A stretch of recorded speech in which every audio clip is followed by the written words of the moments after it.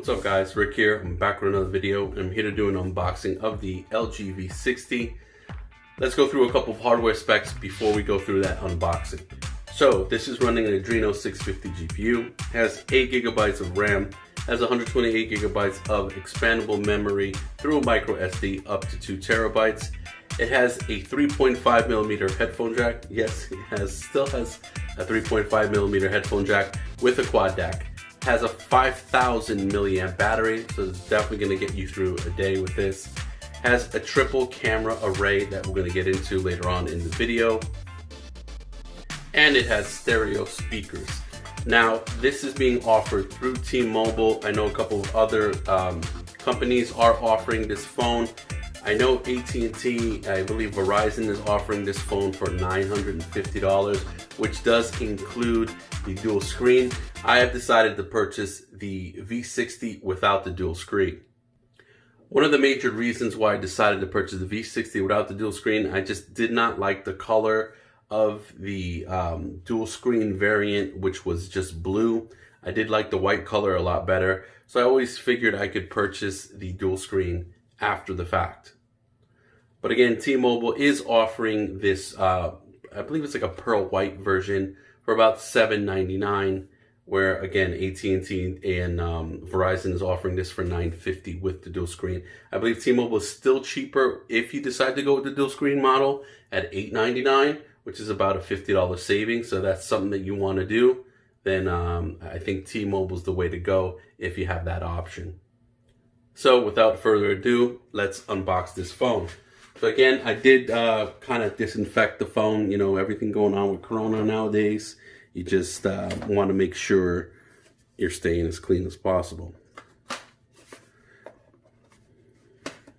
All right, let's try to zoom in a little bit better.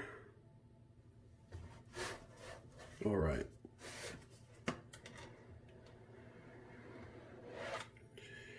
All right, so you have your standard issued LG microfiber cloth. This is also a nice addition. A lot of manufacturers, or actually I've never seen any other manufacturer actually offer a microfiber cloth with the phone. I guess it's a fingerprint magnet and they know it. So here comes your microfiber cloth. Let's get to the phone if I can. All right, sorry guys. All right, here's the phone. Let's put it to the side. You have our T-Mobile SIM card. You have your LG guarantee. They give you actually a 2-year guarantee, so that's a lot better than most manufacturers that usually give you about a 1-year guarantee. Let's see what we have here. Okay, it looks like your SIM ejection tool and some pamphlets. So there you go, warranty guides and pamphlets in here. And then you have a USB-C to USB cable. And I believe this is a certified fast charging brick. I believe it's 25 watts and it does handle up to fast quick charge 4.0. All right, let's do a quick wrapping of this. Again, the reason why I decided to go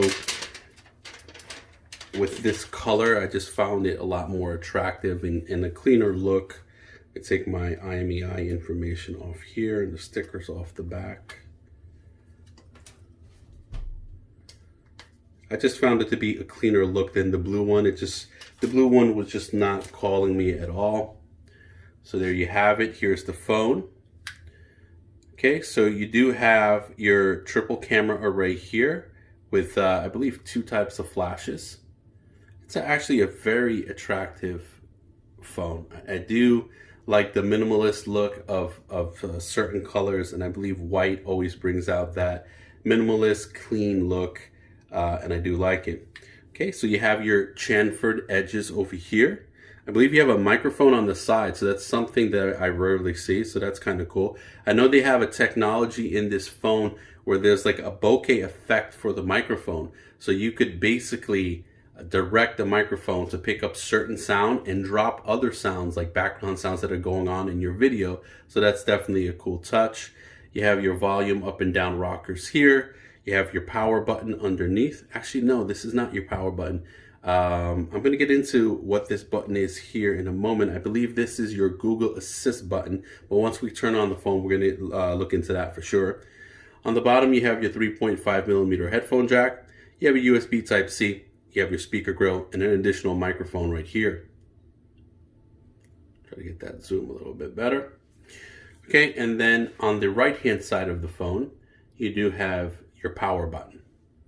Up top, you have your SIM slot as well as your micro SD expandable memory slot, and you have an additional microphone. And we already looked at the back with the camera array over here. So I am seeing, there's that 1, 2, 3. I am seeing 3 microphones, even though I believe this was advertised to say 4. So it probably has another one somewhere. I'm not seeing it. 1, 2, 3. I'm seeing 3 microphones right now, but we'll get into that. Let's do the first boot up. LG V60 ThinQ 5G. I know that's a mouthful, so we'll just refer to this as the LG V60. And your first T-Mobile boot up. All right, guys, I'm gonna go into putting my information on the phone, and we'll go through a couple of the quick things about this phone that really stand out to me.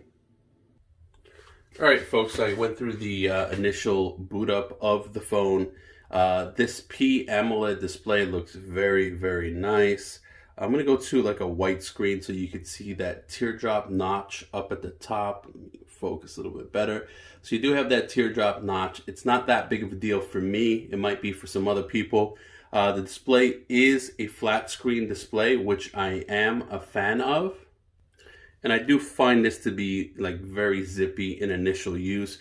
I'm going to start downloading all my apps. I'm going to start going through the whole user interface. I know a lot of people don't like LG skin. They think like it mimics too much of an older skin of TouchWiz. But for me, I've never had a problem with TouchWiz. I always liked it, even from the beginning, when a lot of people thought it was just very obtrusive. With that being said, I will go into the full review of this phone in a matter of a couple of days. So stay tuned to the channel for more videos. I also have a case review coming up. I usually go with Spigen cases for my LG products, but right now I'm being told that Spigen does not have the case that I usually like to go with, the Ultra Hybrid for the V60. I'm going to wait and see if they do come out with one. So I did have to purchase a generic clear TPU case on Amazon, so I'll be reviewing that shortly as well. So before I close out the video, let me just put this down for 1 second so I don't drop it. But before I close out the video, I just wanted to go through a couple of reasons why I decided to go with the V60 as opposed to the OnePlus 8. And like I said earlier, I'm a T-Mobile user. T-Mobile does not offer the OnePlus 8 Pro, which definitely would have been the phone I decided to go with as opposed to the V60. So comparing this to the OnePlus 8 Pro, I really think there's no comparison. However, comparing this to what T-Mobile does offer, which is the OnePlus 8 standard with only 128 gigabytes of storage, that was the main deciding factor on why I decided to go with the V60. And it was a tough decision for me. I actually purchased the OnePlus 8 standard, and then I decided to retract that purchase and purchase the V60 instead. So 2 major reasons why I decided to go with the V60 instead of the OnePlus 8. And if you're having this same dilemma and you're not sure which one to go with, take my advice with a grain of salt. The 2 key features for me was, well, there was 3. A 5,000 milliamp battery. Well, okay, there was a couple, but let me not just number it. A 5,000 milliamp battery, wireless charging, which was definitely... it's not something that I need, but it was definitely, once you have it, you get used to it and you tend to enjoy it. And the camera. I'm hearing so many different reviewers complain about the OnePlus 8 standards camera, that it's a 2-camera setup. It's very bad in low light. In addition to that, it's just, That third camera that they have, a 2 megapixel macro camera, I'm just hearing is so horrible that people are just negating it altogether and just basically looking at it as a 2 camera setup. And it's the same exact camera that was offered in the OnePlus 7 Pro, which did not get rave reviews anyway. So camera definitely was a big factor for me. LG has been known for making great cameras. You know, I don't want to say on par with Samsung, but very close. And the final nail in the coffin for me was expandable memory. I'm very big on expandable memory. I hold a lot of photos, a lot of videos on my phone itself. I know I could put them in the cloud, but I like to hold them on my phone through a expandable memory card. And if the OnePlus 8 was offered similarly to the OnePlus 7 Pro through T-Mobile, they offered the 256 gigabyte version, I think I would have been fine with it. But they're only offering the 128 gigabyte version, and that's just not enough memory. By the time I upload my apps, my games, some pictures, some videos, some editing software, that 128 is going to be very low. So that was like that key final nail in the coffin for me to decide to go with the LG V60 ThinQ as opposed to the OnePlus 8 standard. And the two factors that I really had a hard time with going with the V60 as opposed to the OnePlus 8 standard was the fingerprint scanner. I heard is horrible. However, there are some software updates, so I'm going to check that out in a few minutes. And after I go through my full review, I'll let you guys know about that.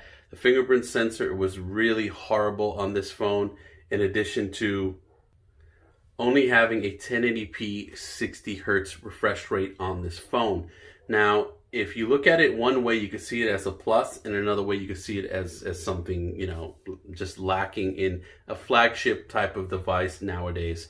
But most devices now are on to 90 hertz as a standard. It's been that way for about a year. Anyone coming out with a flagship device should have at least 90 hertz. This is still 60 hertz. Was it a deal breaker? That was like the biggest thing for me to really say, you know what, maybe the OnePlus was better.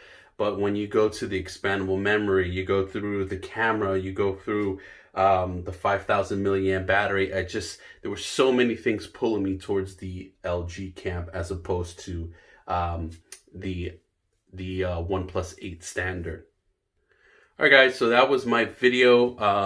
I will be doing a full review, like I stated before, about this phone in the next week or so. I'm going to start playing with it, using it as my daily driver, go through some of the things that people don't really like about it, and go through some of the things that people really love about this phone. And I'll see you guys in the next video. Stay tuned.